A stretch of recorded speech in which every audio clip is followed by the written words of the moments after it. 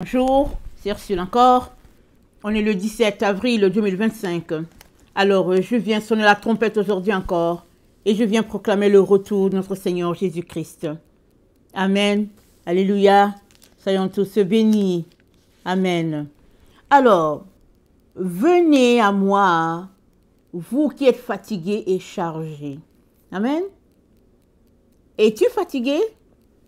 Es-tu chargé? Jésus-Christ dit de venir à lui. On vit dans un temps où, quand bien même on est chargé, on est fatigué, on va sur YouTube. Quand on cherche une solution, on va sur YouTube, on va sur Instagram et puis on essaie de voir s'il y a quelqu'un qui a parlé d'un sujet pareil et puis bon, on trouve notre solution ailleurs, autre que Jésus. Et Jésus est toujours là en train de nous dire, venez à moi. Si vous êtes fatigué là, si vous avez tellement de problèmes, ou vous ne savez pas où donner la tête, il dit venez à moi. Amen. Alors regardons ce texte de Matthieu 11, n'est-ce pas? Où, au verset 28, c'est dit, venez à moi, vous tous qui êtes fatigués, chargés, je vous donnerai du repos. Prenez mon joug sur vous, recevez mes instructions, car je suis doux et humble de cœur. Et vous trouverez du repos pour vos âmes. Amen. Alors, cette conclusion, n'est-ce pas, de Matthieu 11, découle du fait que Jean-Baptiste s'est retrouvé en prison. Amen. Et puis, il a envoyé, les gens allaient rencontrer Jésus pour dire, mais est-ce que tu es celui qui doit venir ou bien est-ce qu'on doit attendre un autre? Amen. Pourquoi? Parce que Jean-Baptiste s'attendait à ce que Jésus-Christ le fasse sortir de prison. Jean-Baptiste avait des attentes de Jésus. Question. Est-ce que Jean-Baptiste était dans le cahier de charge de Jésus pour que Jésus-Christ le fasse sortir de prison? On ne sait pas. Jésus-Christ a dit, je fais ce que mon Père me dit de faire. Donc, il se pourrait que Jean-Baptiste ne soit pas sur le cahier de charge de Jésus. C'est-à-dire, il se pourrait qu'il n'ait pas été mentionné sur ce que Jésus-Christ devait faire. Aller le faire sortir de prison. Il se pourrait aussi que Jean-Baptiste était fatigué, mais il n'est pas là Jésus. Amen. Et je penche plus pour la deuxième solution, parce qu'il a envoyé les gens voir Jésus pour dire, est-ce qu'on doit attendre quelqu'un d'autre? Question de dire, eh oh, tu ne vois pas que je suis là? Qu'est-ce que tu attends pour me faire sortir? Et Matthieu 11, le verset 29, Jésus-Christ dit, prenez mon joug sur vous, recevez mes instructions, car je suis doux et humble de cœur. Et Jacques 3. Jacques 3, le verset 16 dit, car là où il y a un zèle amer et un esprit de dispute, il y a du désordre et toutes sortes de mauvaises actions. Amen. Jean-Baptiste s'est retrouvé là où il s'est retrouvé. Mais avant de se retrouver en prison, Jean-Baptiste est celui qui a annoncé la venue du Messie. Quand Jésus-Christ est sorti de l'eau, Jean-Baptiste a dit, j'ai vu une colombe descendre. Donc Jean-Baptiste savait très bien qui était Jésus-Christ. Étant le prophète qui a marché devant lui, il devait aussi être un élément rassembleur. Amen. Jean-Baptiste devait aussi l'être. Mais Jean-Baptiste ne l'a pas saisi. Il n'a pas rassemblé. Il y avait les disciples de Jean-Baptiste, il y avait les disciples de Jésus, et ça, c'est pas normal. Vu que Jean-Baptiste est le prophète qui a marché devant Dieu, il devait plutôt dire aux gens, écoutez, je suis l'ami de l'époux est là, allez-y tous à lui. Et puis ben voilà, c'est fini. On voit tous à lui et puis on se fait enseigner. Ça ne s'est pas passé ainsi. Si bien que, dans la fatigue de Jean-Baptiste, il n'a pas pu appeler Jésus. il a plutôt envoyé ses disciples dire, mais attends, est-ce qu'on doit attendre quelqu'un d'autre? Question de dire, est-ce que tu ne vois pas? Ne vois-tu pas que je suis là? Mais généralement, hein, avec Dieu, c'est pas comme ça que ça fonctionne. Qu'est-ce qui t'anime en tant que personne? En tant qu'enfant de Dieu, quels sont tes mobiles? Qu'est-ce qui pèse sur toi? Comment c'est lourd? Comment c'est chargé? Comment es-tu découragé? C'est-à-dire, qu'est-ce qu'il y a en toi qui te met dans une situation d'inconfort? Jésus-Christ te dit, viens à moi. Viens, parlons-en. Et je vais te dire comment sortir. C'est ça que Jésus-Christ est en train de nous dire aujourd'hui. Alors, le royaume de Judée a été envahi par les Romains. Et les Romains maltraitaient beaucoup les Israélites. Alors, ils prenaient leur manteau, et puis une personne pouvait être en train de marcher dans la direction est, parce qu'elle partait dans un voyage. Le soldat était capable de le ramener pour l'amener en direction ouest. Tout ça, ça frustrait les gens. Jésus-Christ dit, s'ils veulent que tu fasses 1000, fais un 2000. Si on te frappe sur une joue, donne l'autre joue. Si on arrache ton manteau, donne aussi la tunique. Ne pose pas. C'est-à-dire, ne crée pas la querelle, les disputes. Laisse aller. Marche de manière à avoir un esprit doux et paisible. C'est ça que Jésus-Christ dit. Voilà pourquoi il nous dit, son joug est léger. Et il nous demande de le porter. C'est-à-dire, il aimerait que, peu importe les circonstances dans lesquelles on se retrouve, que la paix de Dieu qui envahit toute intelligence puisse nous envahir totalement. Et qu'on ne puisse pas justifier nos émotions par le fait que l'autre nous a fait du mal ou du tort. Et ça, mes frères et sœurs, c'est une école. C'est un renoncement. Amen. C'est pas facile. Mais si tu as choisi Jésus, tu as aussi choisi son esprit doux et paisible. Ça veut dire que c'est à toi de t'adapter au caractère de Christ. Au lieu de te braquer à lui en disant, non, non, non, moi, j'aime pas ta façon de faire Jésus. Je vais le faire à ma façon. Alors Jésus-Christ te dit, ben, tu vas rester à ta façon à toi. Parce que moi, Jésus, je ne veux pas changer ma façon de faire les choses.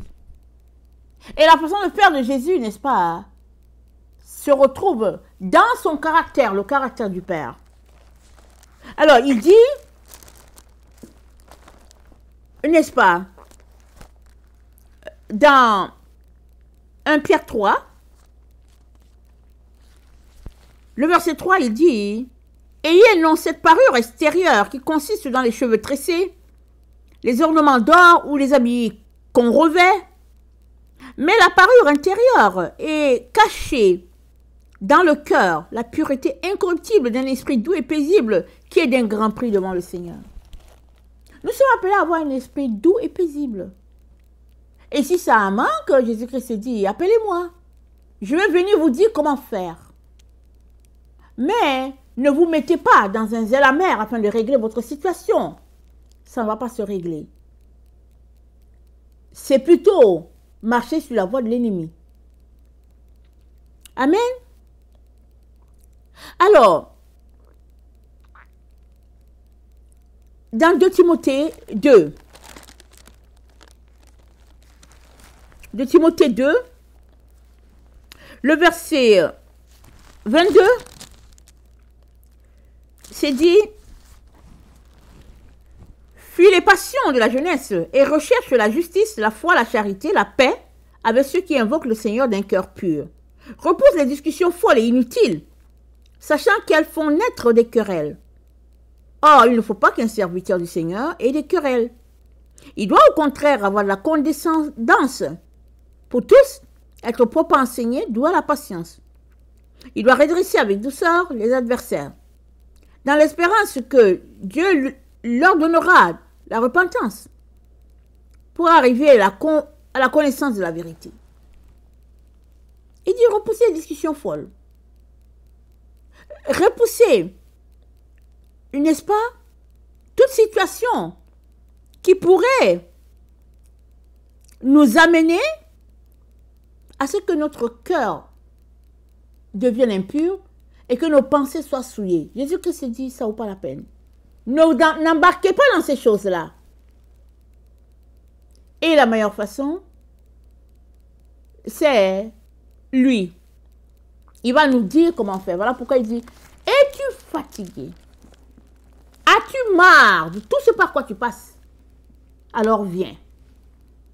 Très souvent, on n'obtient pas réponse à nos questions parce qu'on n'est pas assez fatigué pour demander à Jésus de l'aide. On n'est pas assez fatigué. Si on prend l'exemple de la femme avec le problème de sang, la Bible dit qu'elle avait tout dépensé, tout son argent, elle avait vu tous les médecins, rien, il n'y avait aucune amélioration. Était-elle fatiguée? Oui, elle était fatiguée. Elle n'en pouvait plus. Et mieux encore, elle n'avait pas le droit de se faufiler dans la foule. Parce que si les gens l'attrapaient, ils pouvaient la lapider. Parce qu'elle n'avait pas le droit de contaminer les autres. Mais elle s'est faufilée dans la foule, elle a dit, si seulement je peux toucher le bord de son vêtement, je serai guérie. Pendant combien de jours a-t-elle dit ça? On ne sait pas. Elle a entendu que Jésus-Christ venait dans sa ville.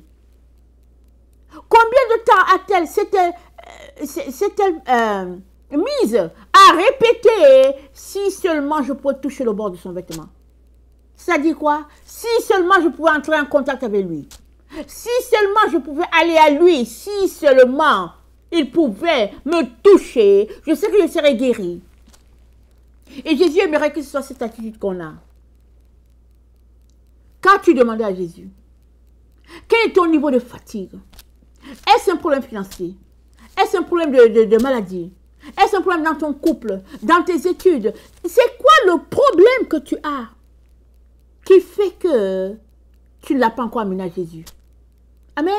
C'est quoi ton problème? Jésus-Christ a la solution pour toi. Elle ne sera pas selon ce que toi tu aimerais avoir, mais elle sera fonction de ce que lui, il a pour toi. Alors si on s'arrêtait, n'est-ce pas, à la solution de la foule et du peuple de la Judée, cette femme-là, elle ne serait jamais guérie. Jamais. Parce qu'ils lui ont dit, oh, tu as un problème de sang, ok, ton sang coule, tu restes loin, tu ne nous approches pas. Donc, elle était carrément isolée de tout le monde. Mais elle a entendu parler, n'est-ce pas, du prophète dans la ville qui guérit. Elle a dit, je ne peux pas rester à cet endroit-ci. Je suis tellement fatiguée de ma situation que la seule chose que je peux faire, c'est aller à Jésus. C'est aller à lui. Et lui seul peut me guérir. Et la Bible dit, elle s'est faufilée, elle est allée, et puis elle a touché le bord du vêtement de Jésus. Le toucher, n'est-ce pas, qui signifie quelque chose. Parce que souvent, on peut toucher Jésus, on peut venir s'asseoir pour dire que, ouais, Jésus, je t'aime et tout, mais ça ne signifie rien. Parce que dans le fond, on le dit, on ne le croit pas. On vient dire, ok, comme il faut passer du temps avec le Seigneur, ok, aujourd'hui j'ai 10 minutes, on vient, et puis bon, voilà. C'est pas de ça qu'il est question. Il est question, n'est-ce pas, de Jésus-Christ qui veut te délivrer totalement de ton fardeau. Es-tu prêt à venir le déposer à ses pieds? Ou bien veux-tu continuer de courir? Courir à gauche, courir à droite, courir en haut, courir en bas, parce que tu cherches une solution à ta situation, alors que Jésus-Christ a déjà pourvu depuis l'éternité. Voilà pourquoi il te demande d'arrêter enfin de courir, de venir à lui à l'instant même, et d'être baptisé de son esprit. De venir à lui à l'instant même et de recevoir son Saint-Esprit. De venir à lui à l'instant même, n'est-ce pas, et de recevoir le don du ciel. Afin qu'avec ce don, ta vie puisse compter pour l'éternité. Parce que Jésus-Christ compte sur toi. Pour pouvoir influencer les autres, impacter les autres. Mais si tu es fatigué, comment vas-tu faire? Si tu es découragé, comment vas-tu faire pour t'y rendre? Et c'est encore le même Jésus qui vient à nous, qui dit, si tu es fatigué, moi Jésus-Christ, je suis là. Prends mon joug. Prends la façon que je suis. Et change les choses. Ne demeure pas dans la frustration.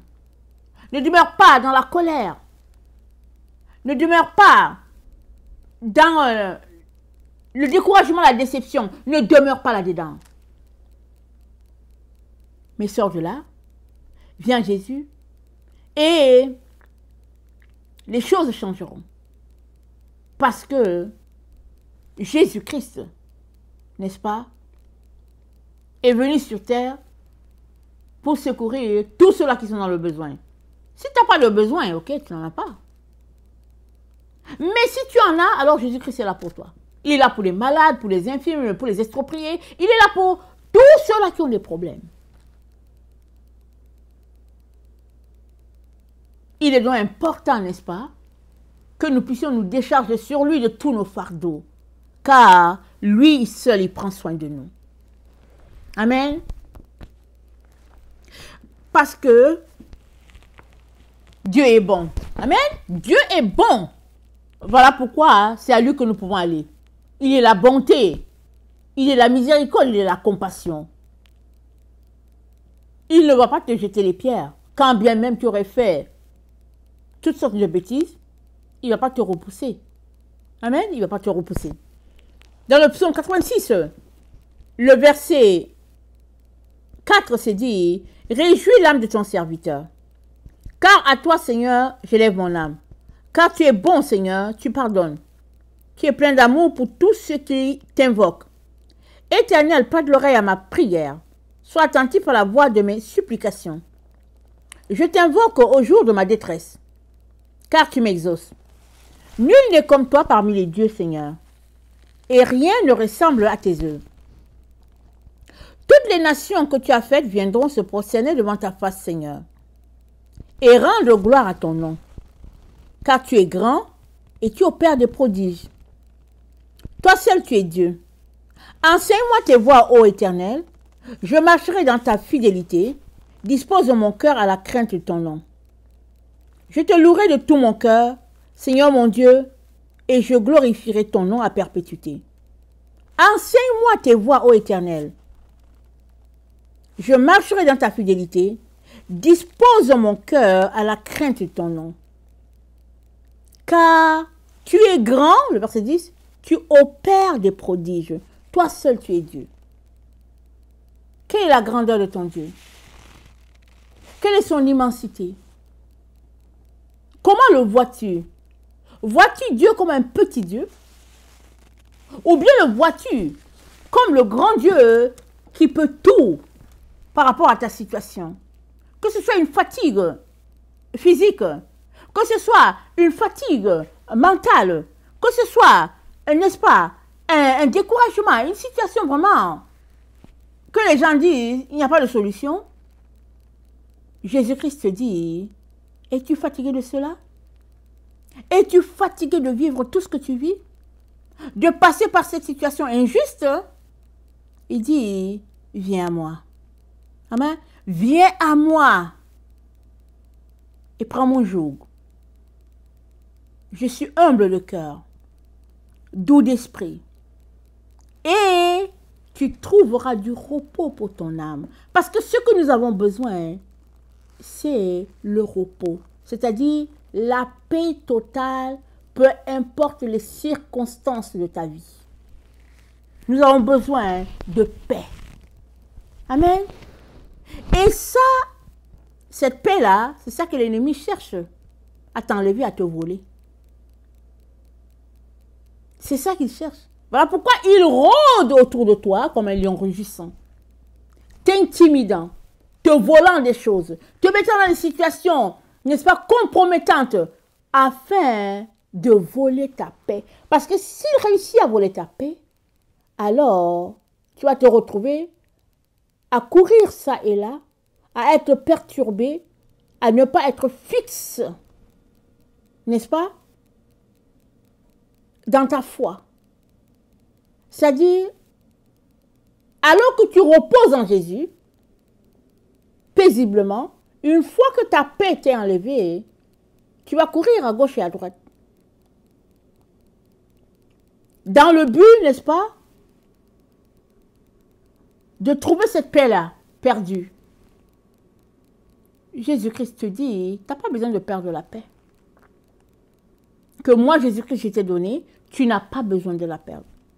Une fois que je te l'ai donné, tu l'as éternellement.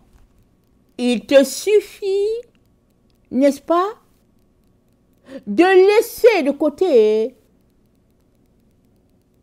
tout ce qui peut entacher cette paix-là. Un zèle amer, une colère, une situation non désirée. Ça dit, laisse ce caractère qui t'enflamme et tourne-toi vers Jésus, lui donnant ta confiance à 100%.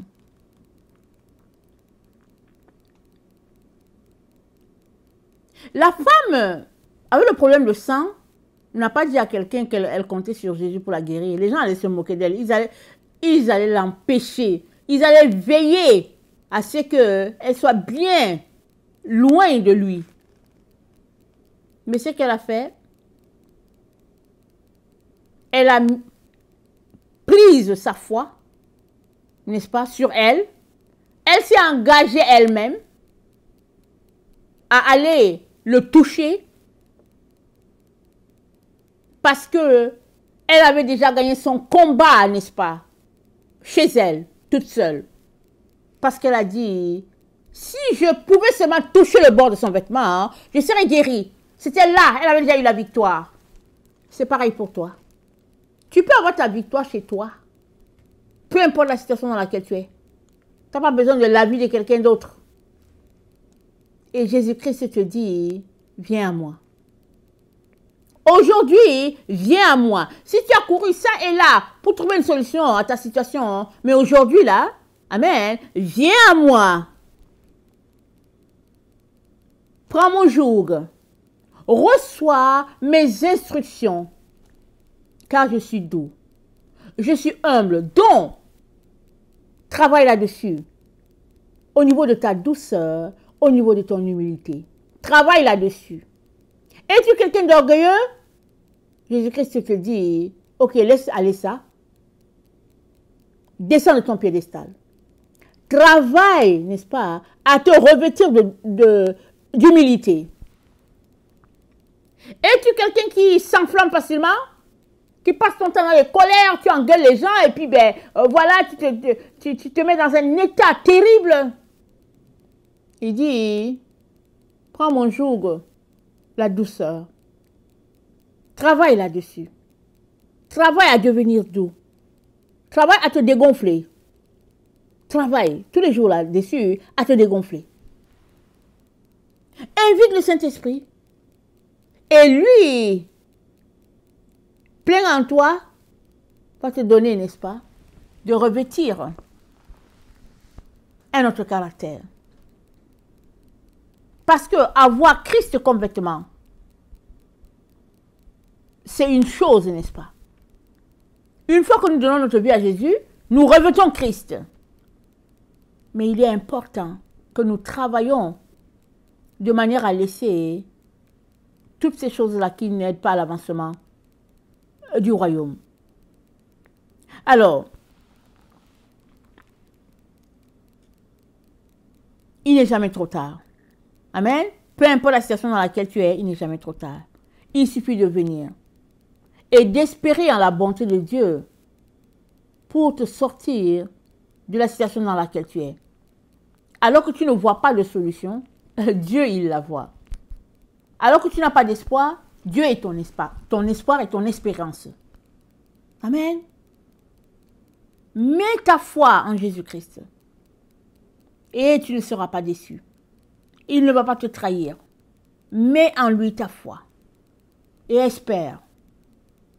Amen. Que le Seigneur bénisse sa parole et que de progrès en progrès, nous puissions avancer. Amen. Alléluia.